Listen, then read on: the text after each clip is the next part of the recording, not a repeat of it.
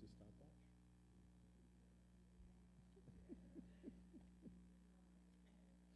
Yeah, well, imagine that. Okay. Good evening, everyone. It's a little after 7. And tonight is August 16th, 2023. My name is Robert Cagnetta, and this is the meeting of the South Kingstown, Rhode Island Zoning Board of Review. Members tonight are Thomas Daniels, Vice Chairman, Bill Rosen, and Arlene Hicks, and Kevin Pellissier, excellent, who is our second alternate.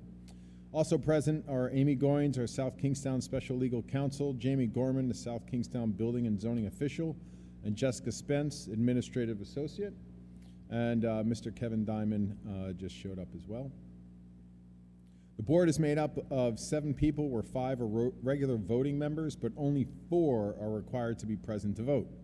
In the event that fewer than 4 members are here, an alternate will step in. No more than 5 members are entitled to vote. Tonight, the voting members will be Mr. Diamond, Mr. Rosen, myself, Mr. Daniels, and Ms. Hicks. Applicants are here for either a variance, either dimensional or use, or to seek a special use permit. The board is a quasi-judicial body created by the South Kingstown Ordinance pursuant to state statutes.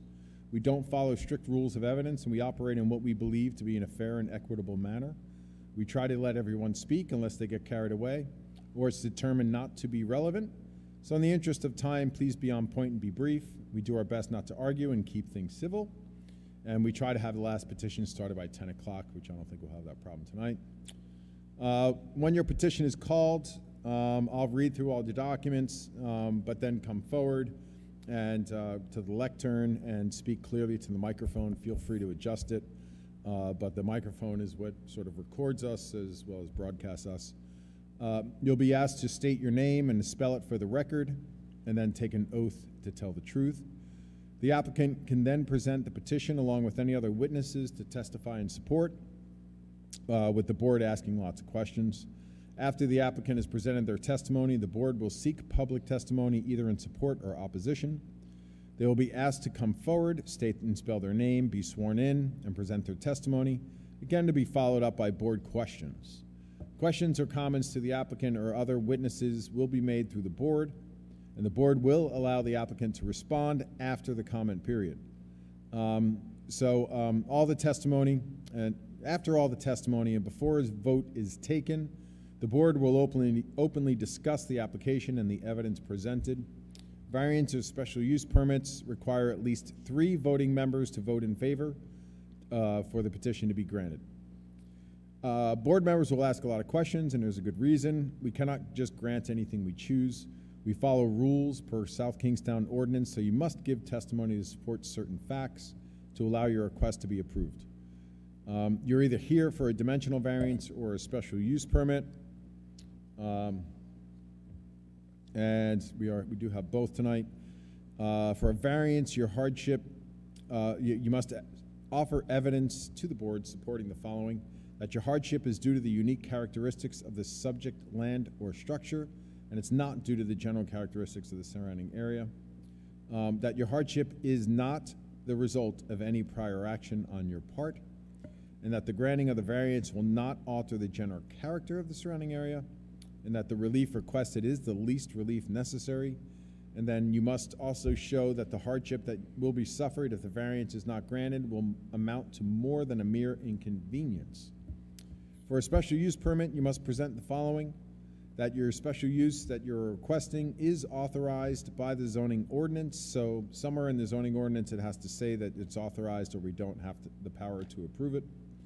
The special use permit meets all the criteria set forth in the zoning ordinance authorized by the special use, and that granting of the special use permit will not alter the general characteristic of the surrounding area or impair the purpose or intent of the zoning ordinance. Okay.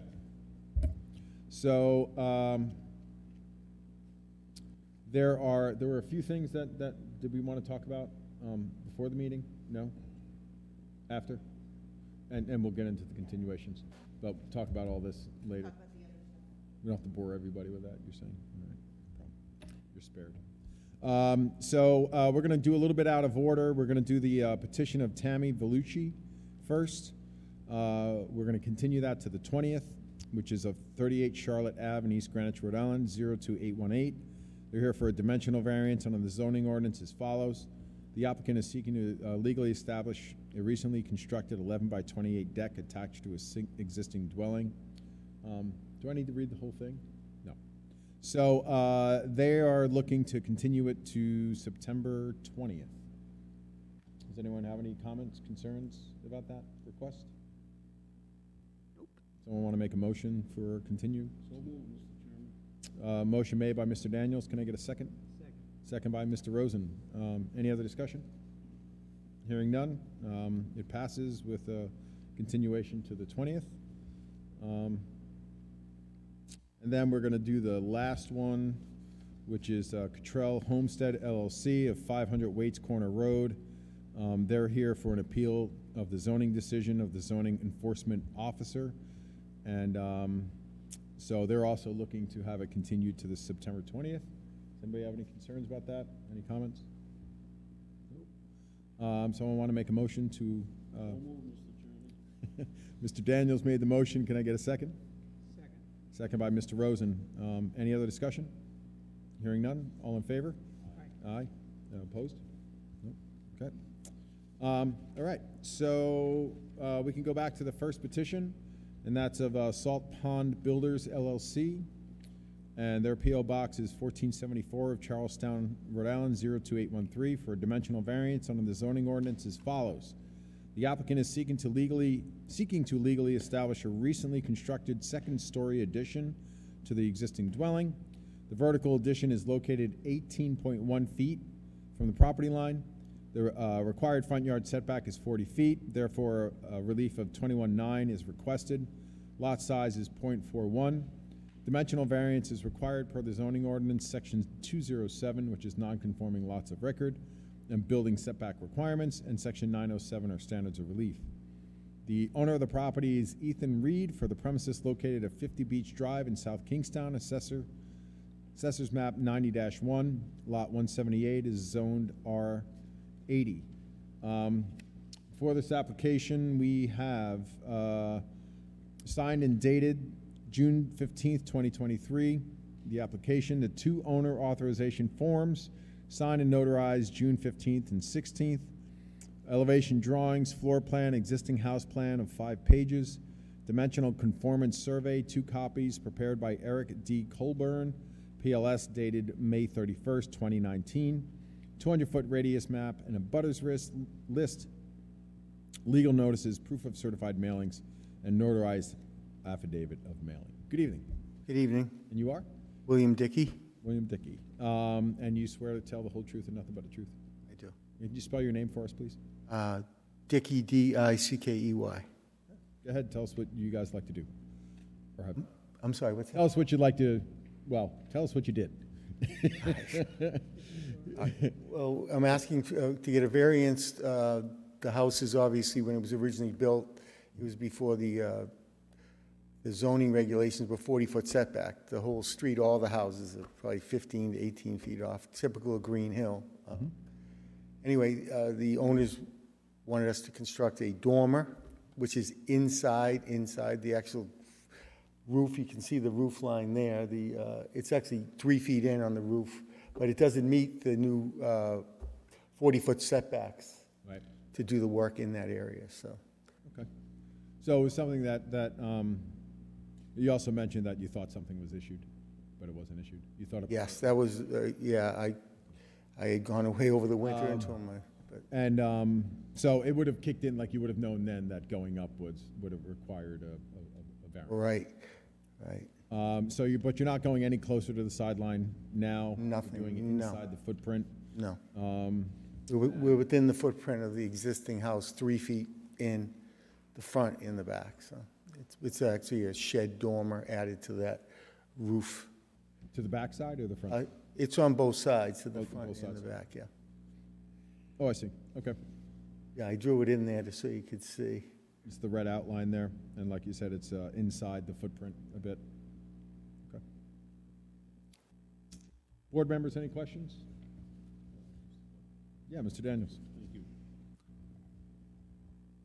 Mr. Dickey, there's some existing construction that took place there without a permit.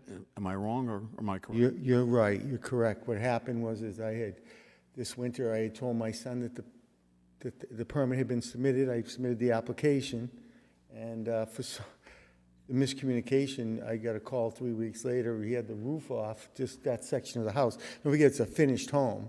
It was the middle of winter, and he had already taken the roof off. So at that point, I said, well, build it and get it weather tight. We haven't done anything since. The inside's completely finished, so any inspections could be done. But at that point, he had already taken the roof off the house in the middle of whatever that month was. It was the winter time. So. Do you have any proof of any correspondence with the building department on that regarding the permit? Yes, well, like I had submitted it prior to this, Do and you then have any proof? Do you have anything with you that shows that you submitted something to the building official? they have the permit application and the date. I didn't bring it with me. All right, I'll ask Mr. Gorman. Can you confirm that, Mr. Gorman? Yeah, Mr. Daniels, we do have a building permit application. It was put on hold. The stop work order was placed on it. There was correspondence, and I believe Mr. Dickey's hasn't continued to work on it since the stop work order. At the same time, we granted him to make it weather tight so that the homeowner wouldn't be burned with an insurance claim. That answers my concern. Thank you. Any other questions from board members to this witness? Yes. Yes, Mr. Rosen. I want to see the house. It's down at the end of that dirt road there, Right, the very last one on the left. right. And it looked like everything was complete and done. Is that correct, or are you still working on it? Oh, no, the inside's completely unfinished. I had to get it weather tight, otherwise the whole house, which is finished, all we did was access there was a set of stairs to the basement, and we just went up the backside. So that's the only, so the downstairs was finished. They actually lived there during the summer, so. My son had taken the roof off, and at that point, by the time we found out, we had to go ahead and at least get the dormers on and put the roof back on and put some windows in so that the house didn't get completely filled with water or destroyed, so. So the dormer that you're talking about here is on the roof? Yes, the dormer is currently built on the roof, unfortunately. And it was, So my eyes, I haven't been paid a cent for it either, by the way, because this has been a very costly error on our part because of the owner's not going to pay me for work that's not permitted. So I just had to go ahead and skip all the payments and take it out of pocket and do this so that I couldn't leave a hole in the roof. I wasn't going to throw a tarp over it.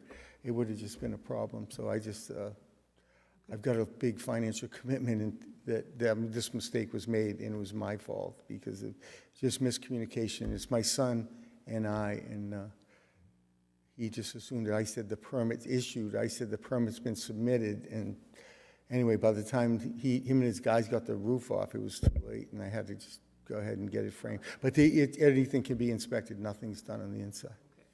I just wanted to make sure my eyes weren't deceiving me, that the dormer is there. Dormer is there, right? And from the outside, because it's weather tight, it looks finished. Looks very nice. Thank you. That's all I have. Any other questions? No? Okay, thank you. All right. If anybody out there has wants to say anything about it. Okay, is there anyone out there that wants to speak on behalf of this petition, for or against? Okay. I think without it being in the state it's in, it seems like it would be a reasonable request because it's within its footprint, and it doesn't seem like there aren't any height issues. So it would be very straightforward, and it is very straightforward.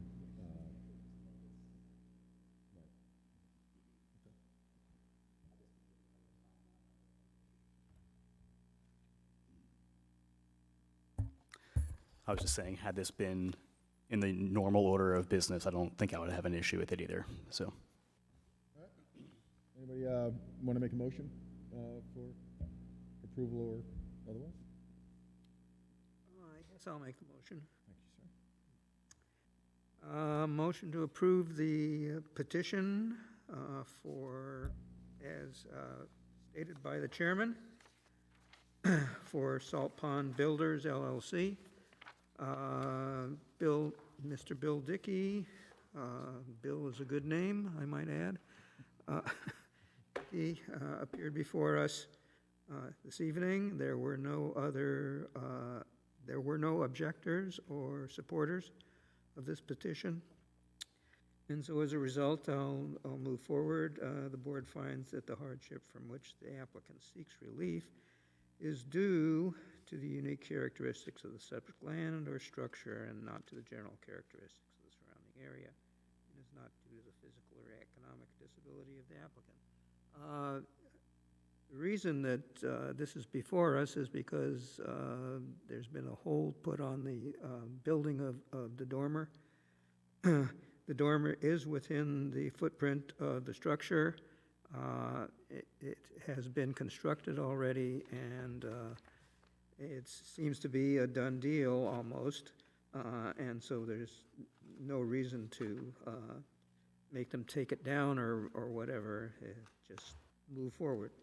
The board finds that the hardship is not the result of any prior action of the applicant and does not result primarily from the desire of the applicant to realize greater financial gain. There was a communication problem made with respect to this, and the roof was removed, and the dormer was put in there prior to the building permit, but we'll have to overlook that since it seems to be within the confines of a dimensional variance that we would approve if it had come forward to us under any other circumstance. The board finds that the granting of the requested variance will not alter the general character of the surrounding area or impair the intent or purpose of the zoning ordinance or the comprehensive plan. And I can attest to the fact that it doesn't change the character of the neighborhood it's in. It's a nice-looking house, and it's at the very end of the street, and is not going to change the character whatsoever of that neighborhood. The board finds that the relief to be granted is the least relief necessary. They just want to get on with the work. It's cost them some money already, and there's no need to carry this any further. The board finds that the hardship suffered by the owner of the subject property, if the dimensional variance is not granted, amounts to more than a mere inconvenience. They've already suffered enough financial problems associated with the error that they admit to, and so we shouldn't prolong the agony here any further. As a consequence, I move approval. Excellent. Motion was made by Mr. Rosen. Can I hear a second? Second by Ms. Hicks. Any other discussion? Hearing none, Mr. Rosen? Aye. Ms. Hicks? Aye. Mr. Daniels? Mr. Diamond? Aye. Mr. Cagnetta? Aye. Motion passes. Good luck. Thank you very much. No problem. Good night. Yeah. All right. Next, we have the petition of Deborah L. Hamilton of 1087 Oak Forest Circle in Port Orange, Florida, 32129 for a special use permit under the zoning ordinance as follows. The applicant is seeking to demolish a 176 square foot deck attached to the existing cottage and replace it with a 240 square foot addition to be utilized as a livable area. The lot size is 50.2 acres. Special use permit is required per the zoning ordinance, section 203, our special use permit for addition, enlargement, expansion, or intensification, and section 608, the coastal community overlay district, and section 907, which is our standards of relief. The owner of the cottage is 16E12, is Deborah Hamilton, on property owned by Matunic Beach Properties, Inc., located at 240 Cards Pond Road, South Kingstown, Assessors Map 92-1, Lot 9-182, and is zoned R200. And for this application, we have the application signed and dated July 7th of this year, owner authorization form signed and dated notarized June 25th, 2023, existing drawings, proposed drawings, elevations, and proposed distances of 5 pages, aerials and photos of 5 pages, and then a 200-foot radius map and a butters list, legal notices, proof of certified mailings, and notarized affidavit of mailing. Good evening. And you are? Deborah L. Hamilton. Deborah L. Hamilton. And do you swear to tell the whole truth and nothing but the truth?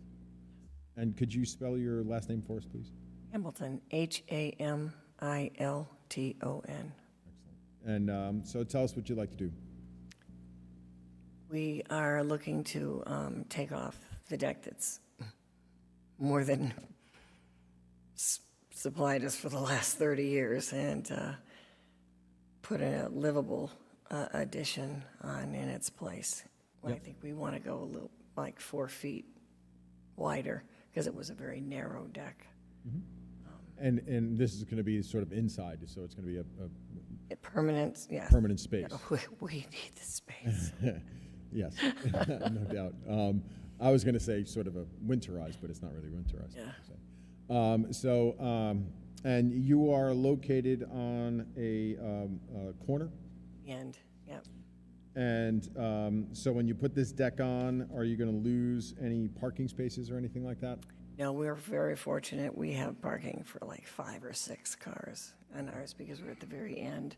Yep. And we're just going to go 4 feet out. It's going to look basically like it is now, but it's not going to be a tent attached to the deck that gets blown away every time we have a storm. Yeah. Well, you don't want to risk it these days. So you're coming an extra 4 feet out. Yeah. Is what you're saying. Yeah. Now, and you're aware of the rule that you're only allowed less than 50%. So you guys have about, it says here, 506 square feet, and you're looking to put on about 240. So you're under that 50%. And, okay, board members, any other questions for the applicant? Mr. Daniels? Just one, Mr. Chairman, you're not decreasing the space between your unit and the next unit in any way, are you? Oh, no, no. Okay, thank you. No, it's right. All we're doing is going 4 feet out from the screen room that's there. Yeah. Any other questions? No? Ms. Hicks? Question.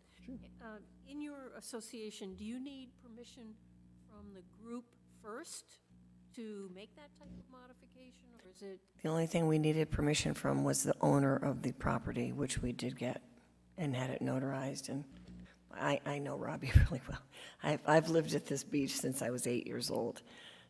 My parents had a different cottage, but it's a very, very close-knit area. Everybody's related to each other down there. So really, my sister's at the top of the hill. My dad was in the middle of the hill. I'm at the bottom of the hill, you know. And my neighbors, this one, are related to the ones behind me that are related to this one. We all know. I just wanted to make Yeah. sure that there was nothing that went against the rules. for No, you. no. In fact, I wouldn't be surprised if a couple of houses that have the tents on them like me are gonna be adding on to. They're very small, you know, and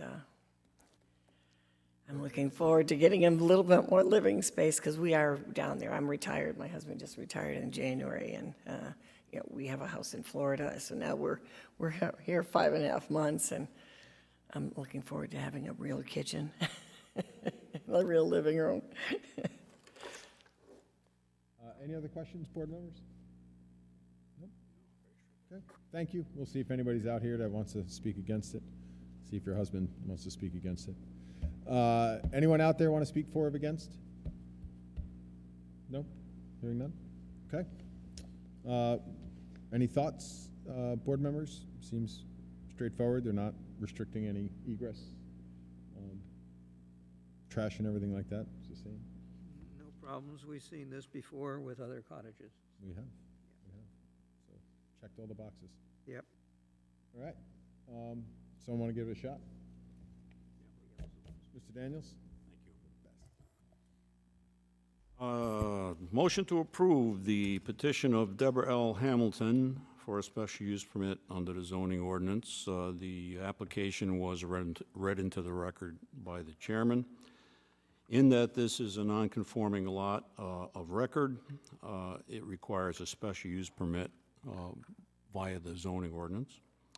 And under Section 907 Standards of Relief, we will move to approve the petition. This is also in the enlargement and expansion and intensification section of the Coastal Community Overlay District, and therefore a special use permit is required. The property is basically one lot with multiple homes, so whenever you want to do something in this situation, a special use permit is required.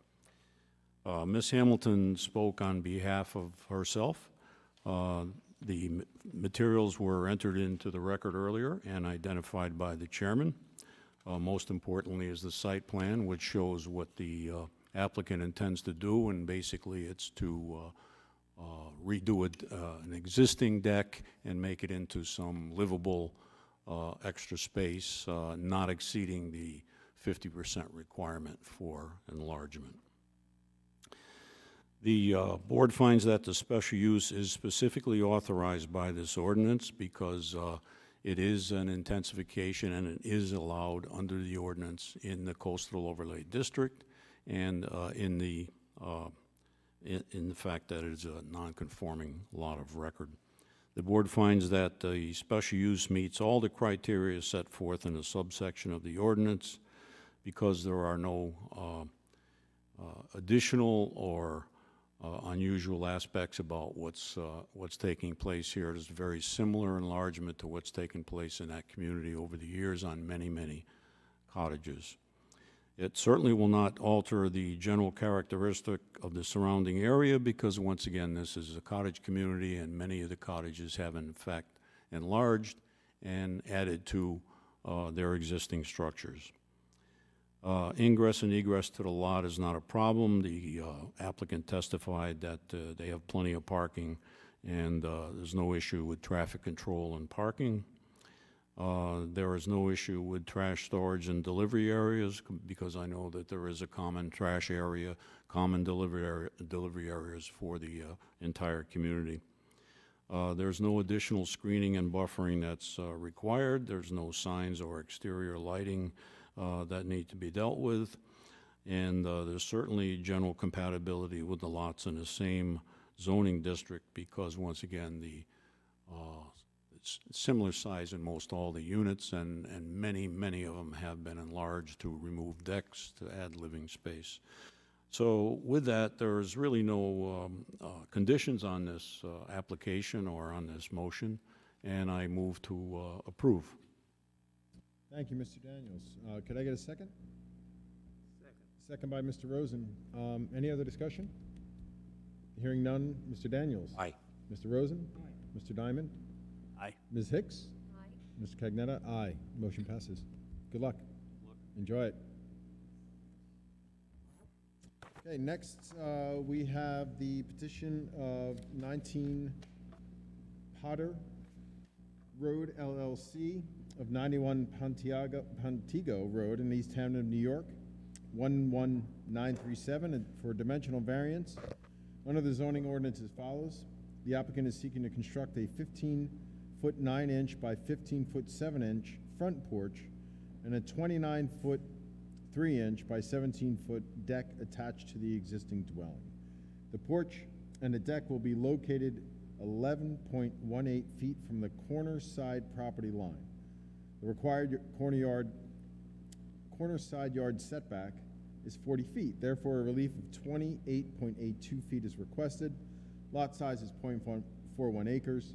Dimensional variance is required per the zoning ordinance, Section 207, non-conforming lots of record, building setback requirements. Section 907 are standards of relief. Owner of the properties is 19 Potter Road LLC for premises located at 19 Potter Road, South Kingstown, Assessors Map 87-2, Lot 20, and is zoned R80. For this petition, we have the application signed and dated July 11th, 2023. Owner authorizations forms signed and notarized July 10th. Site plan, 1 page by Robert C. Schultz.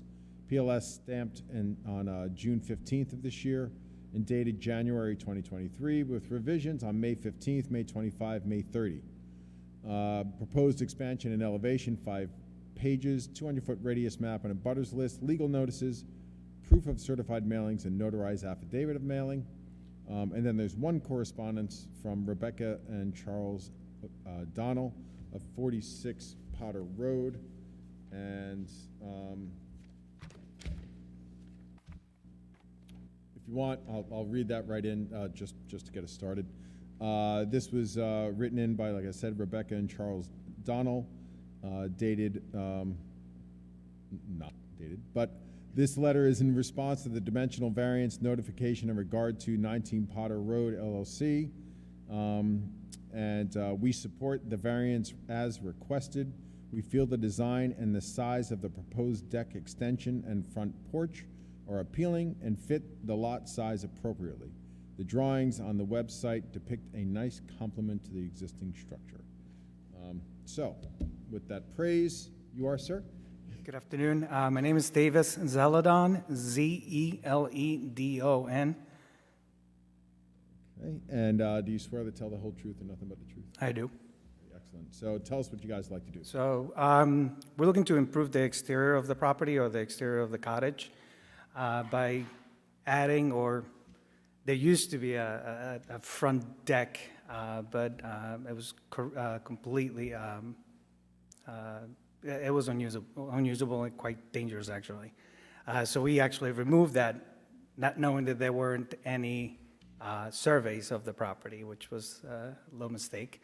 So we're looking to add a front porch and extend the deck in the rear. The property was built somewhere in the 50s, so the survey shows that the house or the cottage is not actually on the setbacks of the property. Therefore, by touching anything on it, I have to seek a variance. So the front porch is to the east, so it's to the not facing the road. Correct.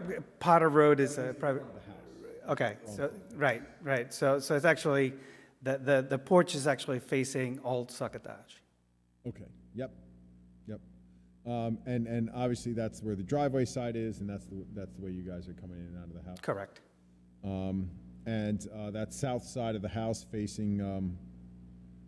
Let me ask. So the Potter Road. I mean, is it a regularly used? No, it's a private road. Yeah. You guys maintain it, or is there egress for multiple? Basically it's maintained by the neighborhood. Yep. And it's okay. And it's far enough away from the road that there's no obstructions. You're not adding anything that's. No, we're not getting closer to the road at all. Okay. To Potter Road, we're getting closer to Succotash, and at that point we do have actually setbacks from all Succotash. And you're just staying parallel to the private road. Correct. And since this is on the record of a road, it's considered a corner. Correct, Mr. Chairman. Yeah, private right-of-way, so, Old Succotash would be the more traveled, so designated as the front, and then Potter Road, the corner side. Right. Correct. And in that neighborhood what would the side be if Potter Road were not a road? This particular lot would be 11 feet, so very. Pretty much make it. Correct. Thank you. Okay. Any other question or any questions from board members? Yeah, I got a couple. When I was out there, there was a woman walking a dog. And I asked her, "Where's the front of this house?" And she pointed at it, and she told me to get off of the road. And so I drove in to the front yard. Okay. And there's no driveway there, correct? No, it's very rural. It's a very simple cottage. We basically drive on the grass, but we do have when we use it a lot, there's footprints or tire marks that would make the driveway more. Well, there is an opening in the fence that I drew. That's part of our horseshoe driveway, if you want to call it that, yes. When I went to the west of the house, there's a porch back there, or deck, I'm sorry, a deck. That is the deck that you're looking to expand. That is correct. Are you expanding to the north? I'm expanding towards the north will be where the house is, if I'm not mistaken. So that's being extended towards, oh my goodness, yeah, I gotta get my bearings here. It's being extended to the north, you are correct, okay. Yeah. And that's not the dimensional variance situation. The No. dimensional variance is to the corner with what, Old Succotash or Potter Lane? I'm I'm not sure where the corner of the house that we're referring to. Well, we want to extend the deck on the rear of the property, which would be the west. That, And Potter Road is to the south. correct. Yeah. So, like it was mentioned before, we would stay parallel to that Potter Road. And how far from Potter Road are you? We're about 11 feet, a little bit over 11 feet. Okay. Okay.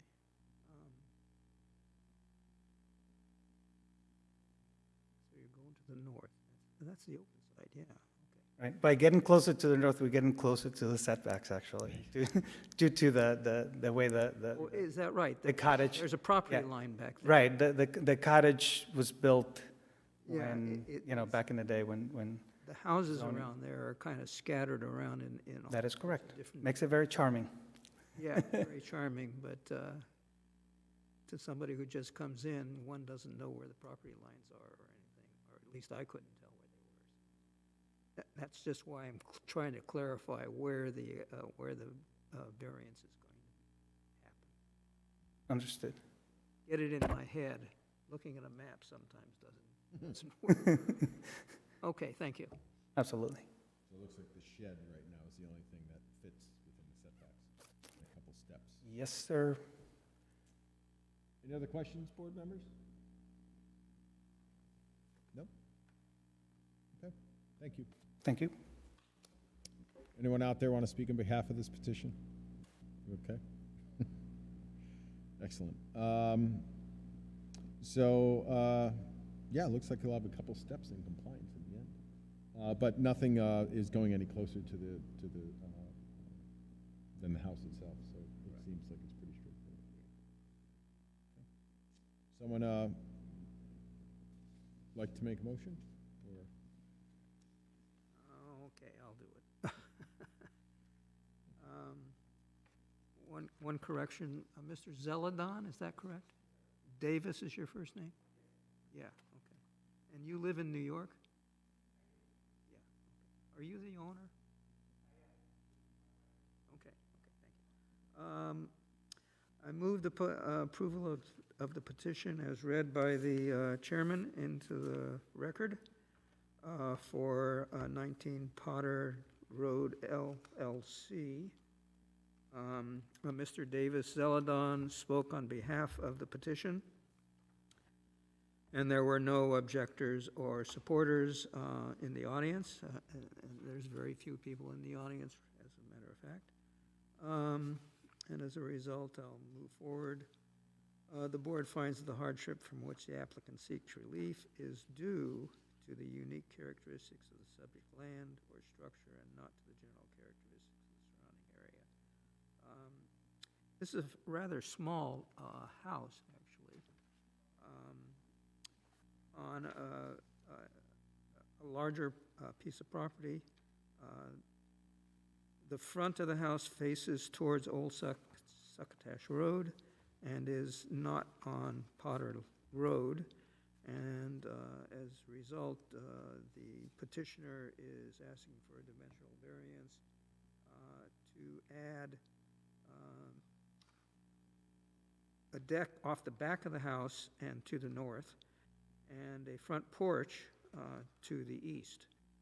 And it's my understanding that they've done a lot of work on the inside of the house, and now they're planning to fix up the outside of the house and make it more representative of the houses that are in this neighborhood, some of which are rather large, I might add.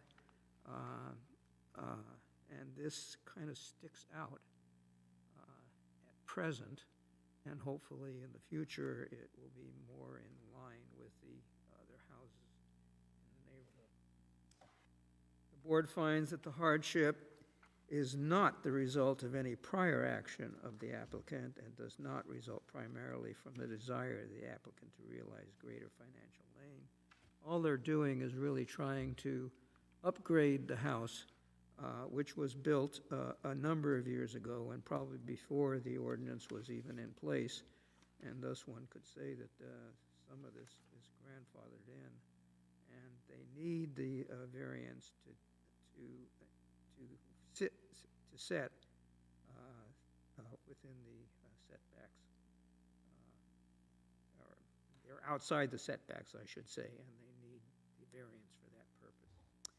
The board finds that the granting of the requested variance will not alter the general character of the surrounding area. Actually, they're going to try to come up to the character of the surrounding area in a little more in time, and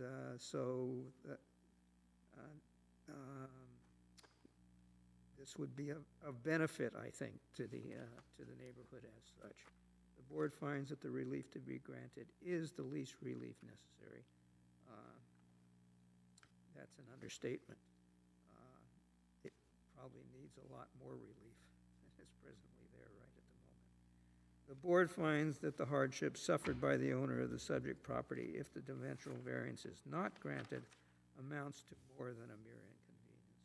I mean, they're trying to do good for the neighborhood, I think, and even though they're New Yorkers, and I don't want to disparage them for that fact, my daughter lives in New York, so I understand what they're trying to do. She's trying to do something similar in another part of this nation. As a result, I move approval of the petition. Petition made by Mr. Rosen. Can I hear a second? Second. Second by Mr. Diamond. Any other discussion? No? Okay, Mr. Rosen? Aye. Mr. Diamond? Aye. Mr. Cagnetta? Aye. Mr. Daniels? Aye. Ms. Hicks? Aye. Motion passes. Good luck. Last petition is for Christian Barr of 1267 Kingstown Road, South Kingstown, Rhode Island, 02879 for a dimensional variance under the zoning ordinance as follows. The applicant is seeking to construct a 25 by 30 foot detached garage with an accessory apartment on a second story.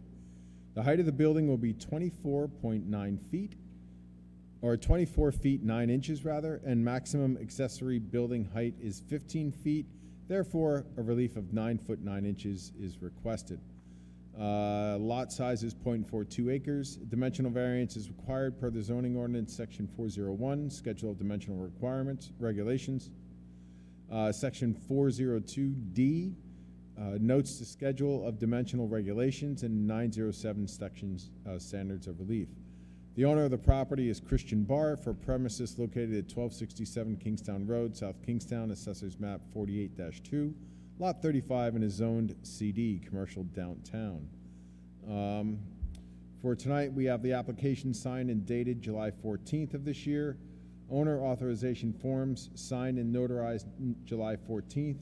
Location plan, 1 page by Jeffrey Balsh. PLS and Carolyn J. Doyle, PE, stamped on May 8th, 2023. Garage plans, which have a cover page, A1, A2, A3, and A4, dated July 2023. 200-foot radius map and a butters list, legal notices, proof of certified mailings, and notarized affidavit of mailing. Good evening. Good evening. And you are? I'm Chris Barr. Okay. I'm Jeff Balch, I'm the surveyor. Oh, great, great. And both of you swear to tell the whole truth and nothing but the truth? I do. Okay, and spell your last names for me, please. Barr, B-A-R-R. And Balch, B-A-L-C-H. All right, excellent. And I'm sorry I said your last name the way I did. Well, you spelled it right. Yeah, it was close. All right, so Mr. Barr, tell us what you'd like to do. Yeah, I want to build a garage, a three-car, basically like a 2.5-car garage. It's going to be 30 feet wide, 25 feet deep, or 24 feet deep. And I want to put like an in-law apartment above it, a one-bedroom in-law apartment above it.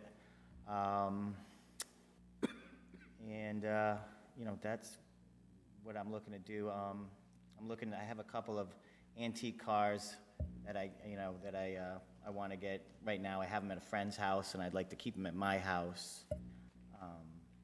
It's a good friend. So, well, I do have to pay him, so. Oh, I don't know if it's a friend. And then, you know, since I was gonna go for the garage, and I thought about my mother getting older, and I'd like to, maybe put something up there in the future too, to have something there also.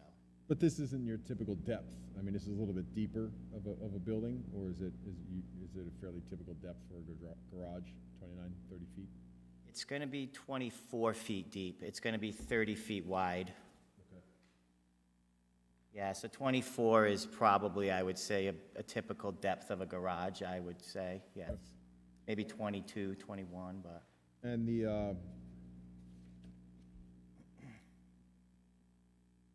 And and so in order for you to achieve the use of the second floor, you do need to go up a little bit higher than the required? Yes, I do, yes. Yeah, for the ceiling height for the garage and for the ceiling height for the apartment, yes. And are you going to get the use of the whole floor up there in terms of ceiling height and so I forth? would have use of the whole floor, yeah. The pitch of the roof would not come into the apartment up there, which would be nice, but, trying to avoid that. We do have plans, oh yeah, I'm here, yeah. So it's going to obviously have full kitchen, full Yes. electrical, plumbing? Yes. Hold on. Yep, and there is sewer there on the street. There's sewer connected. We'll connect into the sewer line. Yeah, we'll have full kitchen, one bedroom, and then a living. Like the kitchen and the living room will kind of be adjoined to each other. It's a 750 square foot area upstairs total. And the proximity to the bike path, you'll still have access and to maintain your building? Oh, yes. without- It's going to be about 6 feet, 8 feet off the line there. Off the fence. line There is, or no, off there's a fence. There's a fence there, yeah. Yeah, and there's plenty of room for you to put up Plenty of room. tires and- Yep, and yep. without, Well, we had it surveyed. It took me, how long? A year? At least, and I was trying to do it before that. Luckily, Jeff was able to find all the markers, because the bike path was, when that was put in, it made my lot different, because we gave some property to the bike path, and so it took a little bit of time to find all the spots. right? Because it's not a straight line? The bike path? Yeah, that, like, how is it It's got actually? an arc in it, and it was a taking out of the property when the state did that section of the bike path. Right, The monuments along Kingstown Road were sparse and didn't always check well, so it was quite a puzzle to put this together. And Jeff is the third surveyor I had in there. really? First two couldn't take it? They thought it was gonna be a piece of cake, a $500 job, but, yeah.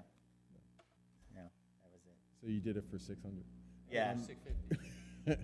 So, and what's this right-of-way, or not right-of-way, location of, yeah, it is a right-of-way. What is that? The right-of-way goes, if you wanna go to the Site plan? site plan, yeah, we can see that. So that is access to your property, that's how you get to your driveway? Yes, I come over this way here.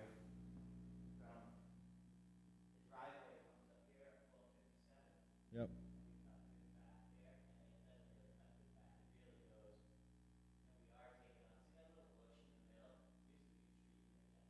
Right.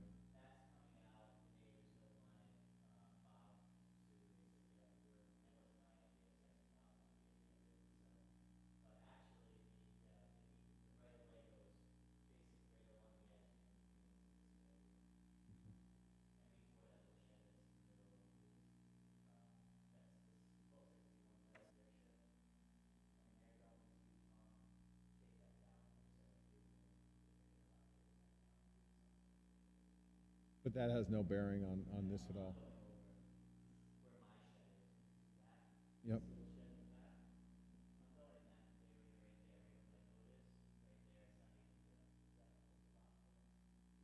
And was there a structure besides that shed, before that shed that was there, or no? Okay. That shed is shown on the site plan, so you get a rough idea of where the proposed building will go. No water features or anything like that that we have to worry about?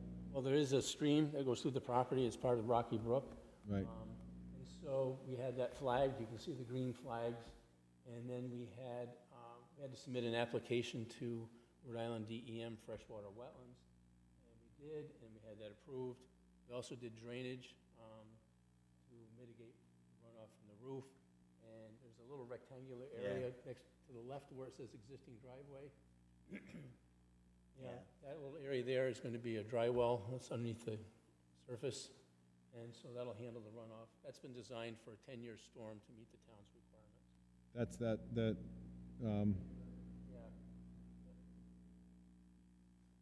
okay, that's what that is, not the oblong, like the amoeba shaped thing. No, that round area is intended to show DEM that we have a stockpile area that can be protected and prevent sediment from running into the stream. And what's to the east of that patio? Like, what, is that just grass? That's just a berm, basically. Okay. Yeah. But that's not part of any retention for No. water management or anything like that? But that box, basically, stormwater Yeah, the diffusers long and so rectangular forth. thing is the stormwater. So you're gonna do it all underground? Yep. Yeah, Okay. Pretty high above the stream, so, and we're outside of the flood zone, so everything's outside the flood zone and outside of, well, we got approval from freshwater wetlands for what's being proposed. And you couldn't do it above, like, you couldn't make a rain garden per se, so you Well, we could have, but rain gardens can be quite large, and the advantage of putting it below ground is it's no longer Sure. in sight. Okay. So you have use of that area for the lawn. And there's no real grade change between the bike path and the building per se? A slight one, but it's not much. And just normal footing and pad, sort of, no basement or anything like that, obviously? No, no basements proposed. I've run out. Anybody else have the questions by board members? No? As usual.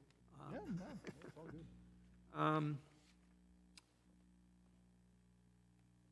You drive a car yes, off Kingstown Road. There are two houses to the east of you, correct? yes. When you drive in that driveway, you go to the house, their garage. Do they have a garage? You didn't? I didn't. It's a little shed. It's not a garage. It's right there. Well, I saw something that spurred off to the left.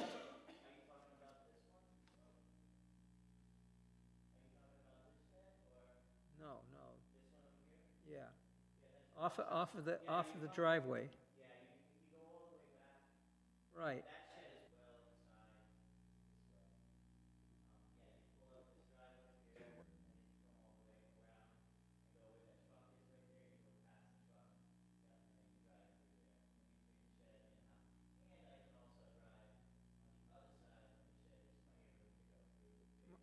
My question is, who's the owner of all of that driveway? Of the driveway that goes around two houses and finally gets to the garage that you're gonna have? It's a right-of-way? Okay. So there's no owner? No, I realize that, because you're blocked off on three sides of your house. Right, right. Yeah, when I was there, I was looking for how you get a car back there. Yeah, if you come around the road, You have to walk down if you come, Kingstown Road. Yeah, sometimes I tell people just to park in front if they, or what I do is tell them when you go around the rotary and you have Ethnic Concepts on your right there, it's the next driveway on the right, and then you follow that up, and then you take a left and you come all the way back to my house. Yeah. And there's also, you follow that up, and then you can go right, and there's another house down there too. Yeah, well, I actually went to the restaurant that was on the other side of, Oh, yeah. Willie's? looking for an entryway to that yard there, thinking there might have been a bridge over there. Yeah. The kids like to go down there. It's a nice little spot. And we own on the other side of the creek too. It so took me a while to find out where things were going. Jeff O'Hara used to live in that. So you're not having any problems with your Jeff neighbor? O'Hara used to live in that. You're not having any problems with your neighbors? No, nope. I spoke to them before I did all this too, and I talked to Bob, I talked to Sue, and they were They're okay? good for it, yep. Yeah, okay. Yeah, and I know Bob well, and Well, if they're okay with it, I'm okay with it. great, thank you. Okay, any other questions? Mr. Diamond? Yeah, just a quick question. Two questions. The first is the staging area. Is that just for during construction, just a laydown area? Okay, got it. Okay, and then in terms of how you ultimately settled on that site for this location, what were there other spots that you had pondered putting this or placing this proposed? Really, if we can go back to the site plan, really wasn't a lot of locations. I've got the stream, and we're trying to stay as far away as from the buffer. It's fairly steep. You see those contours? The grade, yeah, it definitely picks up. Most of it's either driveway or house, patio, and a little bit of lawn. So we stuck it up in the corner to get as far away from everything as possible. Okay. And it does make sense to the driveway too, as you pull in, we'll have the doors, in the front. Right, right. For circulation, it makes sense, yeah. Just trying to get a sense of the process. See with the little shed there, I had the little shed that's like collapsing now. Thank you. Thank you. Any other questions, board members? Nope. Okay. Thank you. Anything to add before I cut you off? All right. Thank you. Thank you. Anybody in the room to? I think I still have to ask, just in case they're hiding. Is anybody out there who wants to speak on behalf of this petition, for or against? Okay. Any discussion about this? This definitely qualifies for unique. And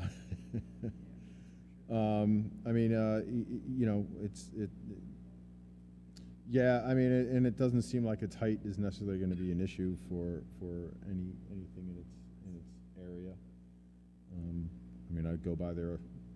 I'd like to say a lot, but probably more. I should go by it more often. That means I'm running my bike. But oh, do you?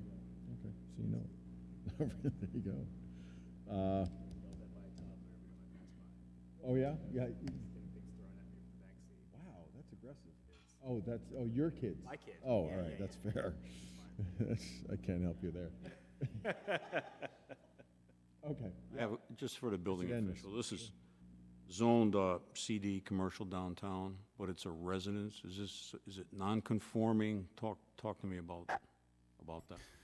So, commercial downtown does allow a single family, but there's a section in the notes that prohibits the dwelling units to be on the first story. So I guess the existing dwelling, his home, is non-conforming by dimension in that respect.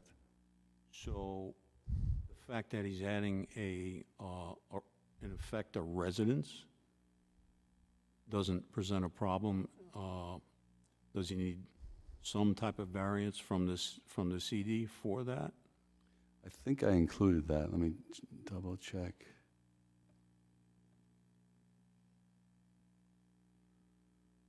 Yeah, it was include the section 402D, Okay, which is, I didn't look at that second. That's what the notes to the. yeah, that's the note that prohibits the dwelling unit on the first story.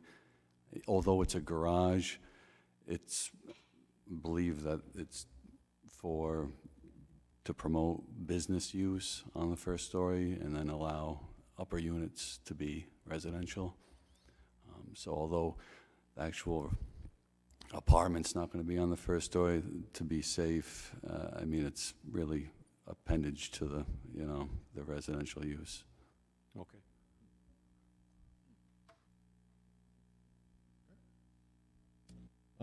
Any other questions, discussion?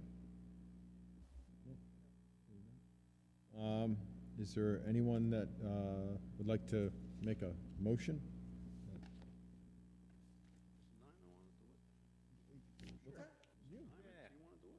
Be glad to, I'm gonna borrow Mr. Rosen's gear if you don't mind. Oh, sure. Thank you so It's much. under plastic. so That's you're- good. I won't ruin it. Excellent. Okay. All right. I'd like to make a motion to approve the petition of 1267 Kingstown Road for Mr. Christian Barr to construct the detached structure to house a garage on the ground level with a residence above. Christian Barr, the applicant, spoke this evening with his surveyor, Mr. Jeff Balch. The application was entered into the record by the chairman. The board finds that the hardship from which the applicant seeks relief is due to the unique characteristics of the land or structure and is not not the general characteristics of the surrounding area. It's very obvious that this is a pretty one-of-a-kind parcel in South Kingstown, and their application makes perfect sense to us. The board finds that the hardship is not a result of any prior action of the applicant and does not result primarily from the desire of the applicant to realize greater financial gain.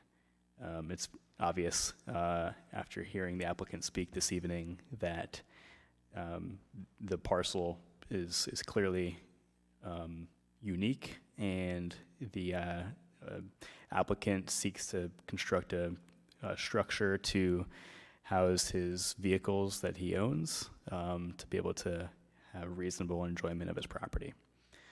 The board finds that granting the requested variance will not alter the general characteristics of the surrounding area or impair the intent or purpose of the zoning ordinance or the comprehensive plan upon which the ordinance is based. It's clear to our board that this structure will certainly fit in with its context. The board finds that the relief to be granted is the least relief necessary. It's also clear to this board that the reasonable size of this structure couldn't be placed anywhere else, and this application is certainly the least relief necessary. Finally, the board finds that the hardship suffered by the owner of the subject property, if the dimensional variance is not granted, amounts to more than a mere inconvenience. If this variance is not approved, the applicant would not be able to construct any reasonable size building on this parcel.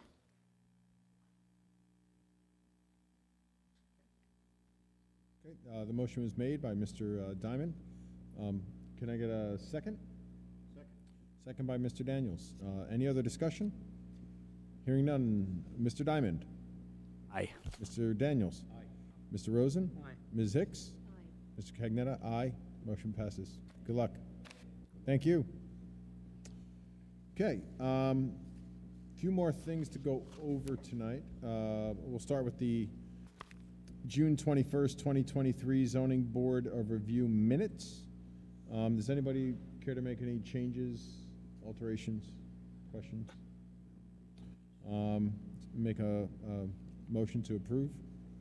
So moved. All in favor? Aye. Aye. Any opposed? Nope. September 20th, everyone that's here now, will they be able to be here on the 20th? I don't see an issue.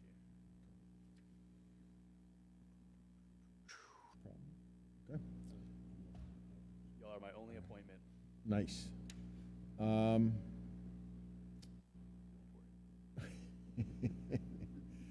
Okay, I'll insert something after this, but, so we have the election of officers. The officers are simply chairman and vice chair. Someone just makes a motion to force someone to nominate someone for one or other position. So we just blurt it out. Okay. Mr. Cagnetta for chairman and Mr. Daniels for vice chairman. There you go. We have a second. Yep. All in favor? Aye. Any other suggestions? No? Okay. Ron again. Yeah, woohoo! I get to hang on to the gavel. Odd twist of fate. Yeah, I'll talk about the perks of binders after this.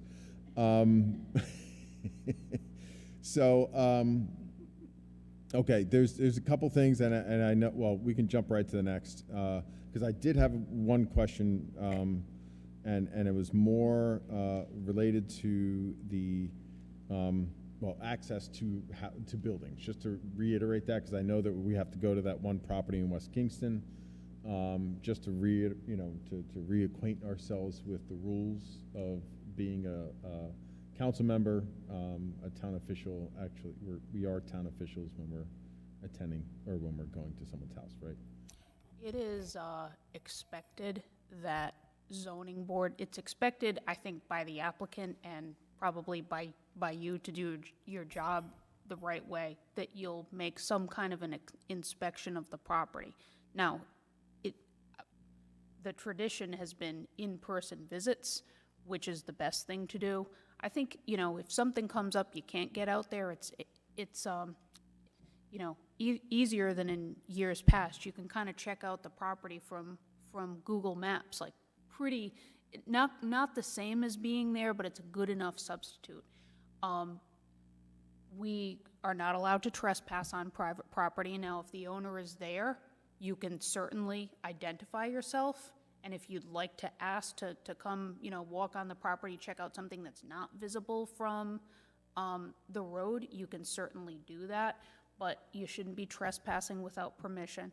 I don't know if we have added anything to our application indicating, an acknowledgement that board members will be conducting an inspection, and that should always be done individually. We don't want to have, it would be nice if you could all go as a group, just for efficiency's sake, but it's not allowed under open meetings unless we were going to notice something as a site visit. And I don't think this board has conducted, planning sometimes conducts site visits. Typically, we don't for the zoning board. So that's the basic rule. It's understood that when an applicant puts in a zoning application, they expect, I believe the clerk informs them, the board members are going to check out your property sometime before the meeting, but do it from a public right-of-way. Now, they're not always marked, right? So, I'd say if anything is marked no trespassing or is clearly a private space, stay off that. But certainly you can ask permission to enter on someone's property. It is also noted on the owner authorization that by signing the application, the applicant and landowners give permission to the town, South Kingston staff, and members of the zoning board to enter the property individually or as a group for purpose of a site inspection. Great. So is that through our ordinance, or is that by law that we're allowed on there, or is it that one in the state? There's nothing in state law or in our ordinance that confers a right to enter on private property by, for the board members, but that's just putting the applicants on notice, the board members will inspect the property. But if they want to chase us off, they can chase us off. Yes. But they're very kind. Yeah. No wander. Usually say, come, pat you on the back or whatever.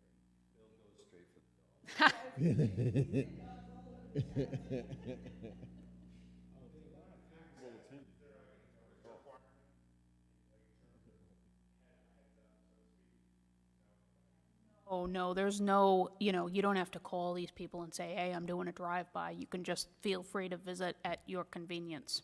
A lot of them are out of towners and they're not here.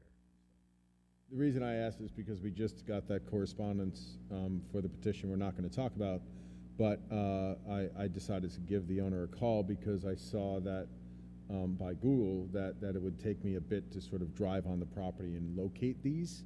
So I didn't feel like it was fair to like, I at least thought it was not, that it was great that we had the opportunity to call them, but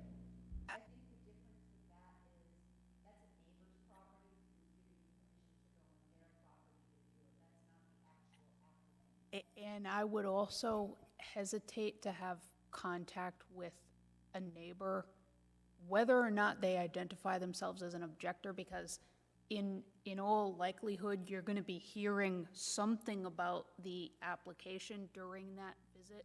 And, one thing we want to ensure, and I know you guys know this, but this is for new Kevin. Sorry, I'll get your last name in my head eventually. No ex parte contacts. We want all information related to the application to be presented to the board during the public hearing. right, so just say, listen, please stop. I'm just here to look. Yep. Okay. Oh, our advice is that whenever you get contacted, whether it's if an applicant contacts you, usually they're advised not to contact the zoning board members, but sometimes they don't know that, or sometimes neighbors will contact you. You can politely say, hey, we want to hear you. Come to the meeting so you can tell the whole board, and if you can't, please, put in writing whatever comments you want to offer. Right, because I certainly can't provide any testimony they gave me, as part of the record. Okay. Interesting. All right, well, thank you, if that makes sense to everybody. Amy, did you want to tell us about our forthcoming developments based on your memorandum? Well, boy, I've been waiting a long time to do this, and now that's the only thing standing between you and going home. So I'm going to try to keep it quick. Let me shoot for like 15 minutes. Less than that, I think, would not do it justice. But big changes are coming January 1st. You should have received the memo we sent out in July, and Kevin, you may not have gotten that yet, but I'll quickly go through some of these bills in the order they were discussed in the memo. So you all heard about the speaker's housing package. So those bills were all enacted with the exception of the proposed update to the accessory dwelling unit law. And all of them except for one, which I'll discuss, are effective January 1st, 2024. And they all, just about all, require the town council to adopt amendments to our zoning ordinance. So that is or will be in process with the planning department and planning board, providing an advisory recommendation and ultimately adopted by the council. So the good news for the board, for this board, is there's nothing for us to do. And I guess if you want to also frame it as good news, this, I think, the legislation will lighten the zoning board's docket. So let me go through. Yeah, accessory dwelling units, there's no change from the law that was enacted in 2022. I think that law had less effect on South Kingstown than other municipalities, because as we saw with one of them tonight, we already allow accessory apartments. Not every municipality does. So we don't need to say anything more about that, except more changes are likely coming next year. That's the one that wasn't. Right, that's the one that there's no change to the law as it was enacted in 2022, or as it was updated in 2022. The Zoning Enabling Act, which governs everything this board does, was adopted in 1991, and the law, one of the laws that was enacted this year and takes effect January 1st, gave it a pretty big overhaul and refresh. So dimensional variances will be easier to obtain because a couple of the standards have been eliminated or modified. So, we always cite, and we will have to, I'll provide the board updated templates to be distributed January 1st. The requirement that the hardship does not result primarily from the applicant's desire to realize greater financial gain, that requirement or finding has been stricken from the statute. And the requirement that the relief granted is the least relief necessary. That's also been stricken, and that has been a stumbling block for some boards. Think about a deck, needing a rear yard setback or a width setback. Some board members, some zoning boards will say, well, 14 feet, can you do with 12? It kind of became a game or an exercise in, measuring and getting down to kind of minutia, so that one was stricken. And the requirement of more than a mere inconvenience has been clarified through, with language that kind of was taken from case law. Basically means, the statute says now the relief sought is minimal to a reasonable enjoyment of the permitted use to which the property is proposed to be devoted. So there's still a difference between a use variance and a dimensional variance. It didn't, in my opinion, it doesn't make the standard for a dimensional variance any lower or higher. It just kind of clarifies what more than a mere inconvenience means. I don't know that there were any big issues with that, but it is what it is. So that was one big change. The second big change that certainly will, I think, lead to more zoning applications is our ordinance does not allow the granting of a special use permit in conjunction with a dimensional variance. That's always been an option for municipalities, and we only allow it in a couple limited circumstances.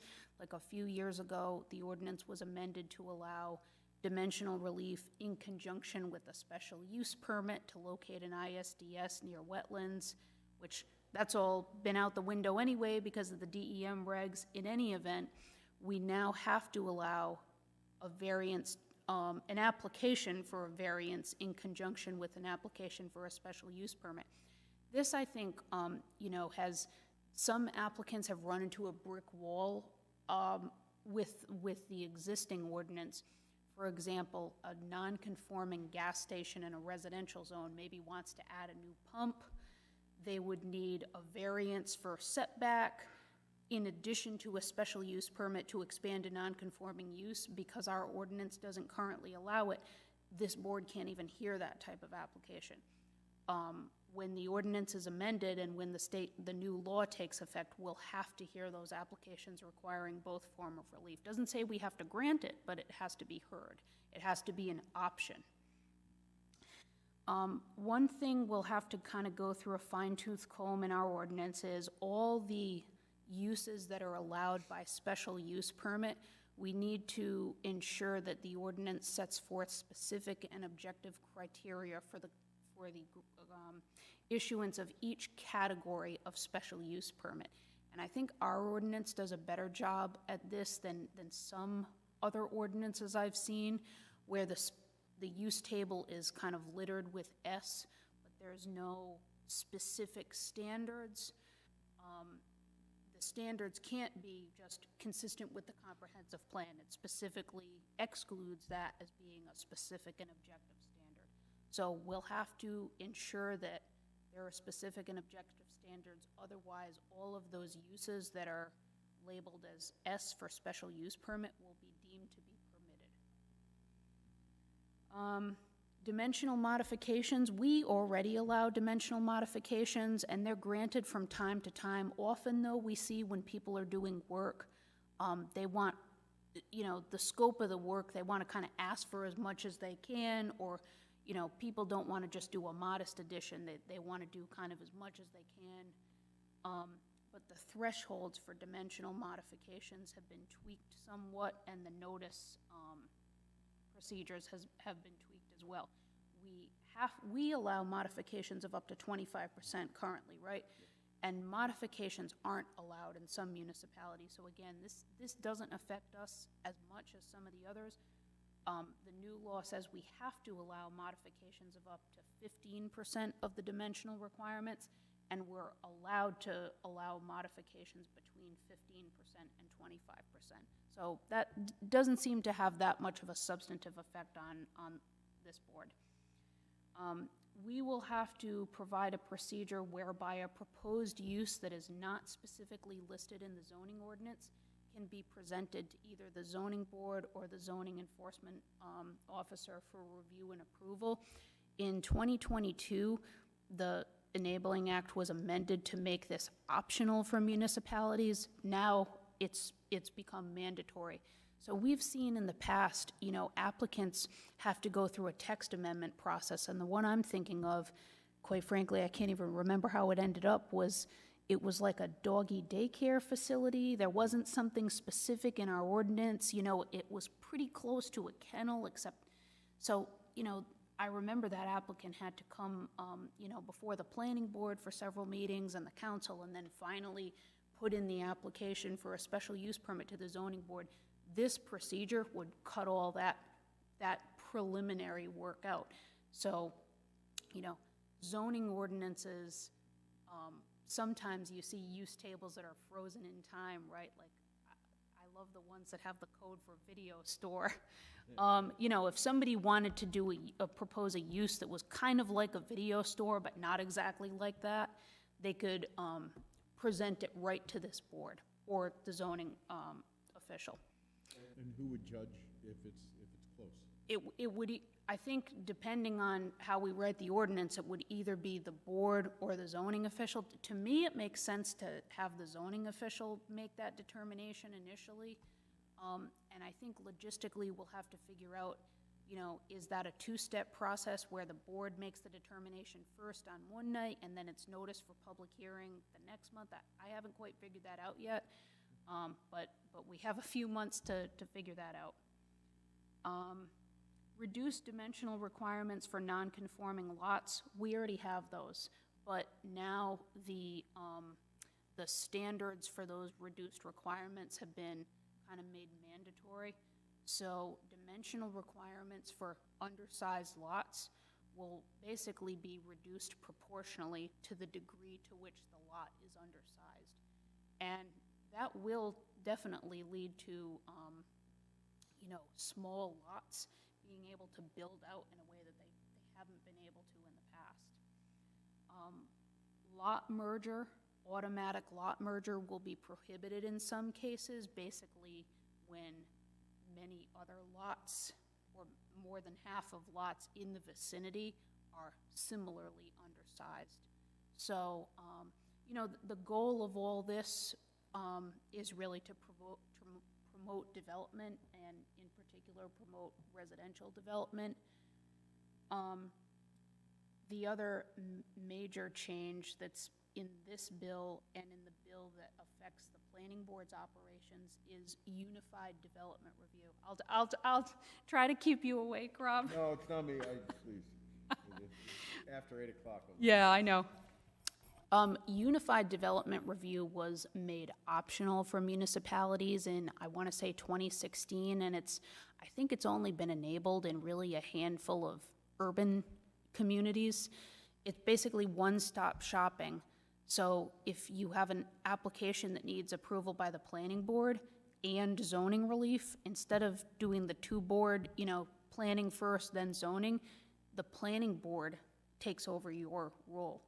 And so the planning board can grant any zoning relief, any special use permit or variances that are required.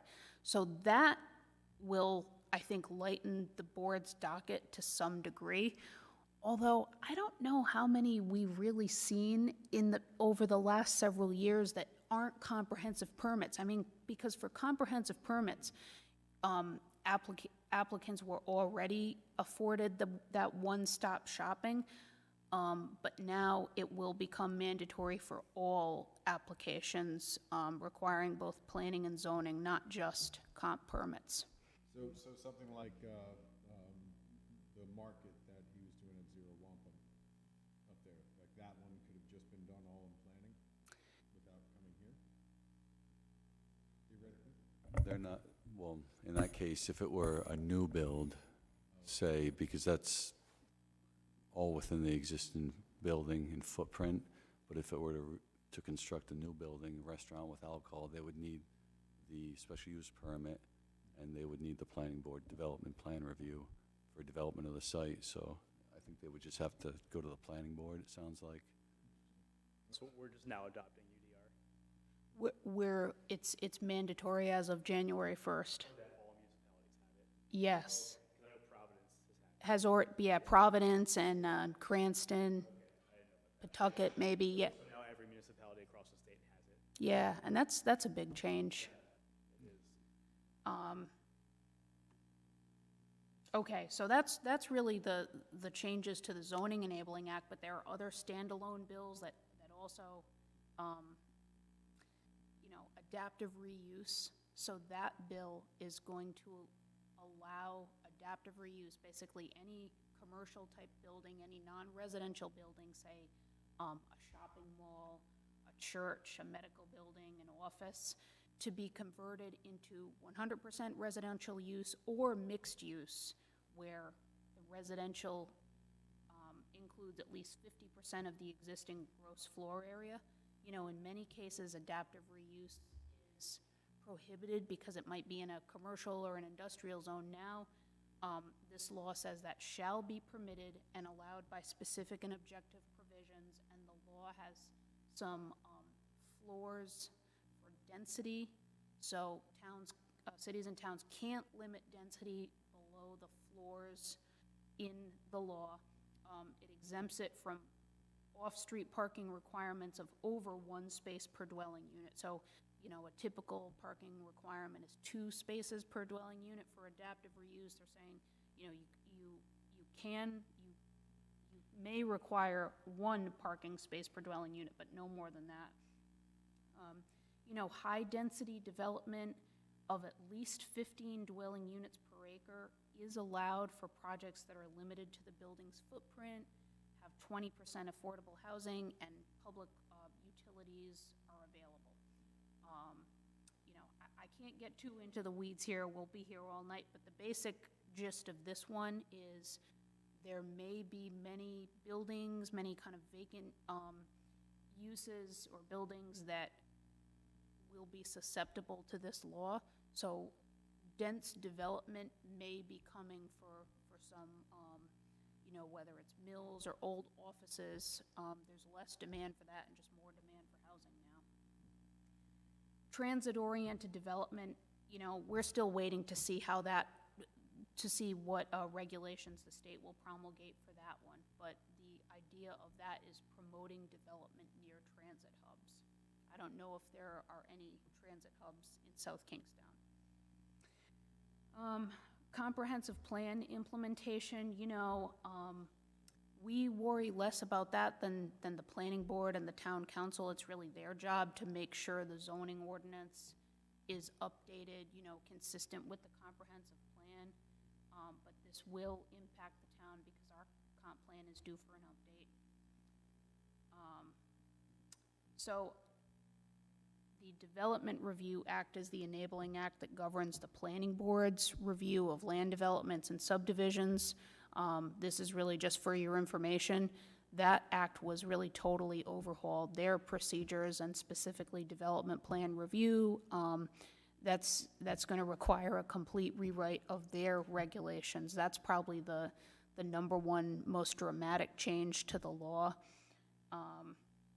And the idea is simplify and streamline the review and approval process for projects requiring planning board review.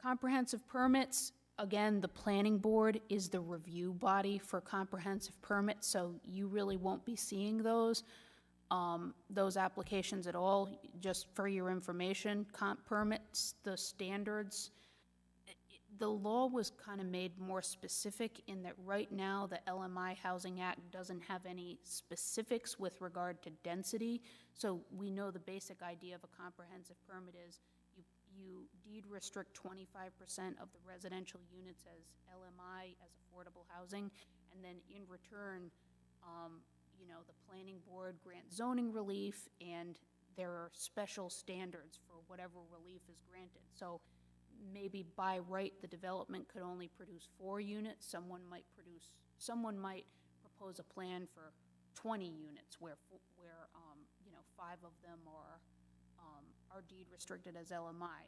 The new law has more specifics on what density must be allowed.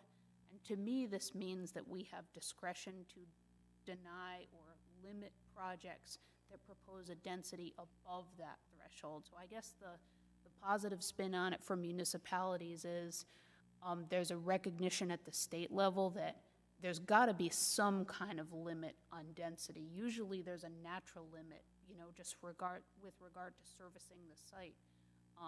But, for large parcels that potentially could support hundreds of dwelling units, there's now going to be a formula in place that will kind of function as a limit on density. Inclusionary zoning, we're gonna have to tweak our inclusionary ordinance. So right now, our trigger is it 4 units or 5 units? 5, so any development that proposes 5 or more dwelling units, 20% have to be deed restricted as affordable. Our inclusionary zoning ordinance, along with all the other ordinances, needs to be tweaked a little bit. The minimum threshold is okay. We can't raise it to 10 units, but it's okay staying at 5 where it is. But we do need to adopt the minimum thresholds for zoning incentives and density bonuses. Previously, the law kind of just put it out there, we have to allow zoning incentives and density bonuses, but it didn't define what those density bonuses should be. Now it says the minimum density bonus shall be at least 2 market rate units for each affordable unit.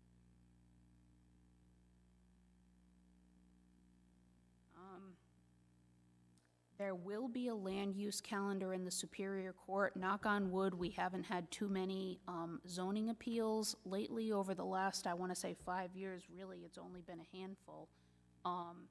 Yeah, but, now they kind of tend to sit in Superior Court.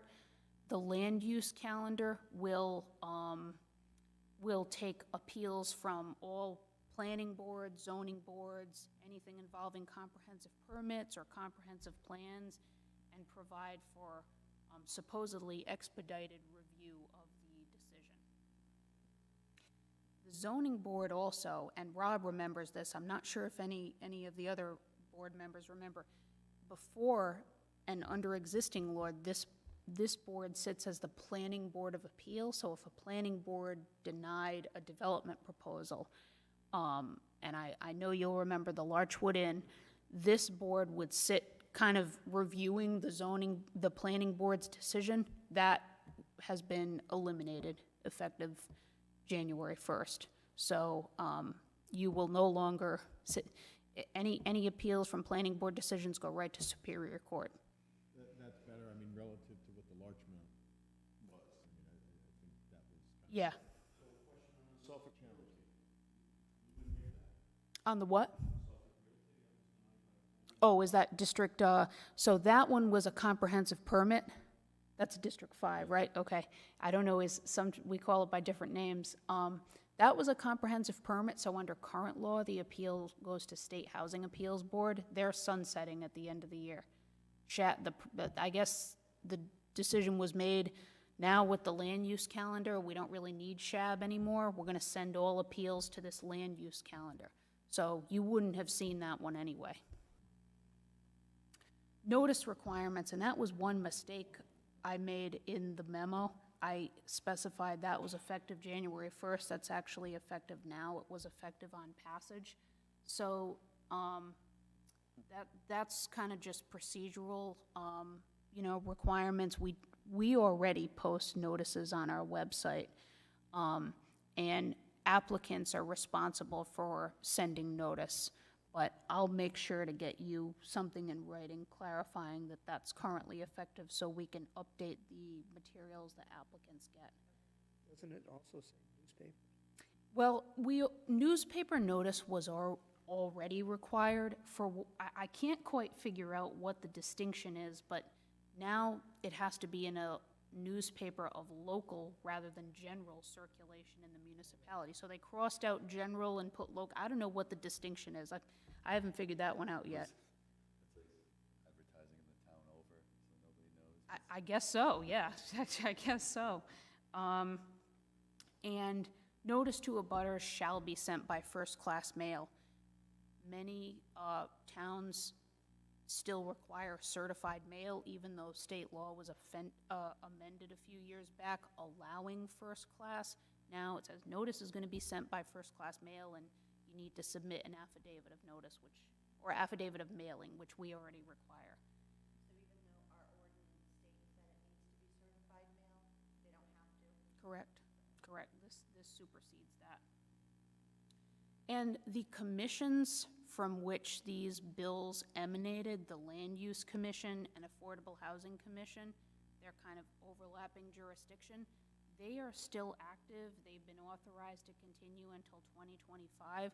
So I guess the takeaway is this year, several significant changes were enacted. I think it's reasonable to expect even more coming in future years. And that's my update. I didn't quite make 8:30, but I tried to keep it under a half hour. No, I haven't seen that. I will, you know what?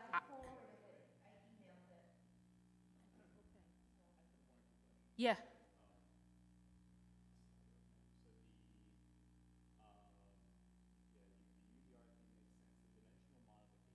Yep.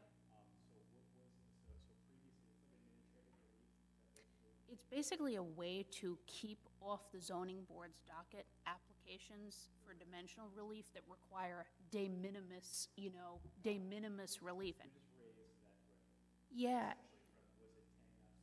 So it really doesn't affect us too much because we already allow for modifications of up to 25%.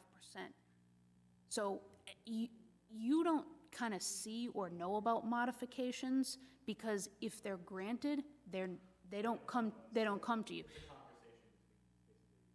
Yep. From time to time, applications for modifications that are denied when a neighbor objects, then are automatically sent to this board. Sometimes you see, but more often than not, people just request more than 25%.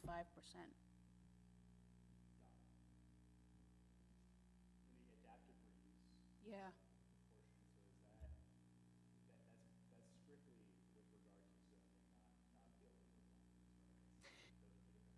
Right, and it specifically says with regard to density, minimum housing standards still apply.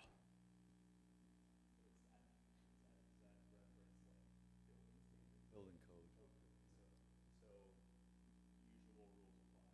Yeah.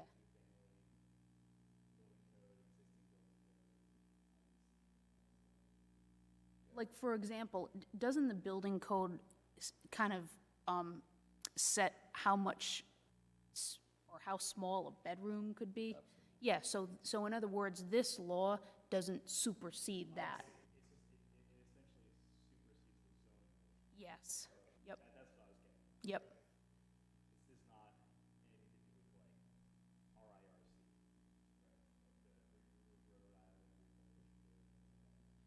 No, I think this would be totally zoning related, yeah. Yep. So like the old vacant mills that are in industrial zones where typically residential use is prohibited, now those can be more easily converted to residential or mixed-use development. Yeah, yep. And existing building setbacks and height shall remain and be considered legal nonconforming.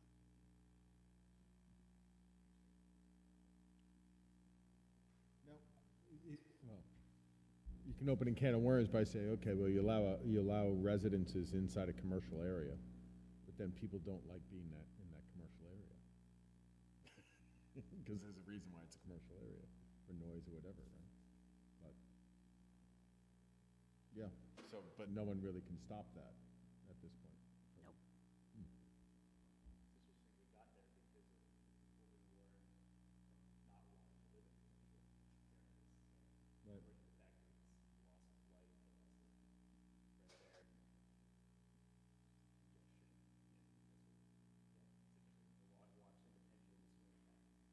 It's sort of like building a residential district inside of a farm and then complaining that it smells like cows.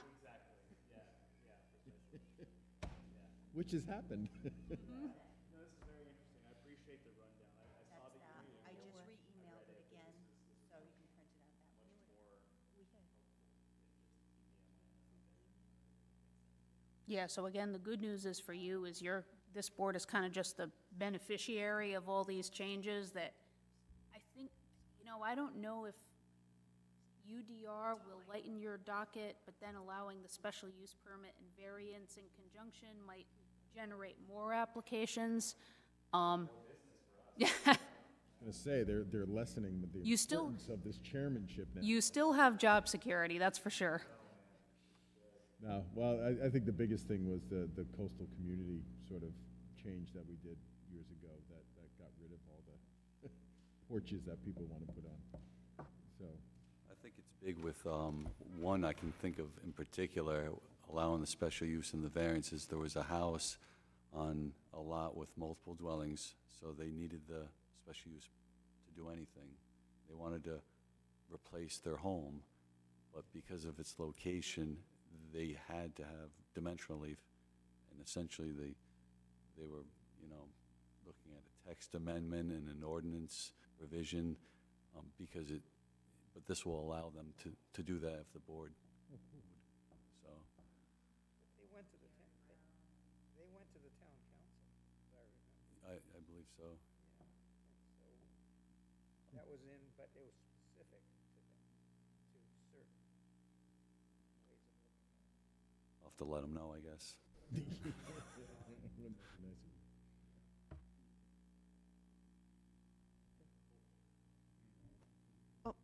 One more thing, and I just got an email from 108 Balsam, and they are requesting a withdrawal. Can we go back and amend that decision?